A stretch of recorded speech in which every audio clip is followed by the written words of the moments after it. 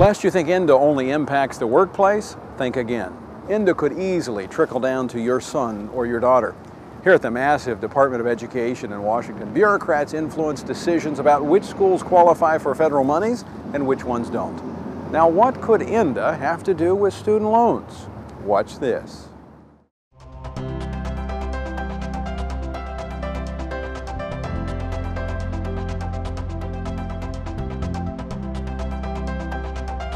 Well, Oklahoma Wesleyan University is about pursuing truth. Right now in the United States, there are approximately 100 colleges and universities that are still unabashedly Christian. All of those institutions, by definition, hire evangelical Christians as their faculty members.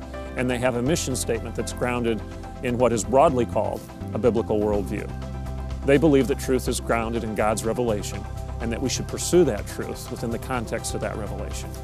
What will happen if ENDA passes is every one of those institutions could be in jeopardy.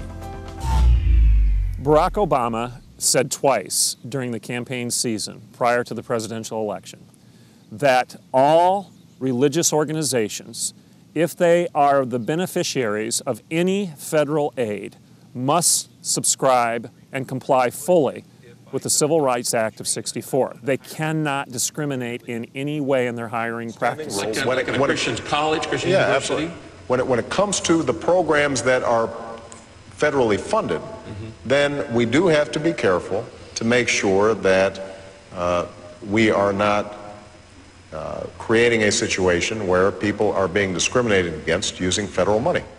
All that would have to happen is for the Department of Ed to say, if you're not complying with the ENDA, Employment Non-Discrimination Act, you are no longer recognized as an accredited institution, and therefore your students can't use their Pell Grant or their Perkins loan to attend your school. If an institution had a particular religious belief or had a belief in the Bible, as Oklahoma Wesleyan University does, and students were not permitted to spend federal financial aid at a university that had biblical beliefs, it is going to send many students scurrying to other universities. It is going to have a tremendous impact on our student enrollment.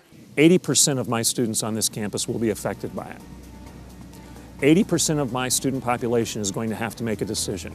Can I afford to attend an institution that stands boldly and unapologetically for the truth of Christ and the truth of Scripture?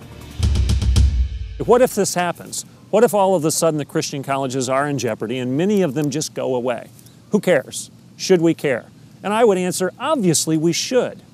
Do we want the ideas, the Judeo-Christian ethic, the ideas that are grounded in a biblical worldview, to go by the wayside in our educational community? If we really say, yeah, we don't care, then literally, Lord help us, because we will be left with nothing but our own constructs rather than God's unalienable rights and self-evident truths that have been endowed to us as a free people. I'm Dustin Thompson. I'm the student body president at Oklahoma Wesleyan University. When I say religious freedom, what does that mean to you? Practice, exercise, and speak about your beliefs. Being able to practice whatever religion you want without it being chosen for you by a government or by somebody else. Being able to practice what you believe, not just keep it yourself and not have fear. The government shouldn't interfere with religious freedom. Religious freedom, I'm gonna say what I want to say because that's what my religion says.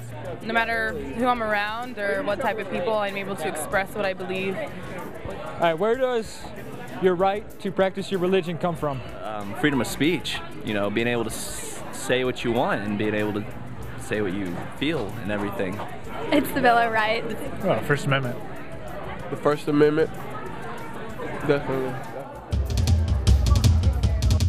We can say currently that every person on campus has a commitment to Jesus Christ because we've hired them on that basis.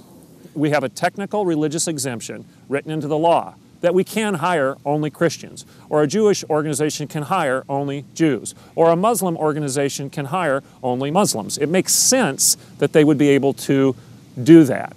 And the Employment Non-Discrimination Act, as it's written right now, as it's being discussed right now, and as it's being promoted, would require institutions such as OWU to stop discriminating. What's going to happen here and other Christian organizations is someone is going to apply to work here on the staff or on the faculty. They're going to say that I am a homosexual and that I practice monogamous homosexual relationship with my partner. We're going to say, no, that is outside the boundaries of our definition of community. That person is probably going to turn around and say, well, then you're in violation of federal law, and I am going to sue you accordingly. If a law like this passes and we are forced to not vet people on the basis of their Christian faith, it's going to take away the essence of who we are. And I suspect there are hundreds of organizations, churches, parachurch organizations all around the United States that will be in a similar situation. If ENDA passes and all of a sudden it becomes the law of the land, right now, the way it is written and the way it's being communicated by all those who are in favor of it, we would have to make a decision.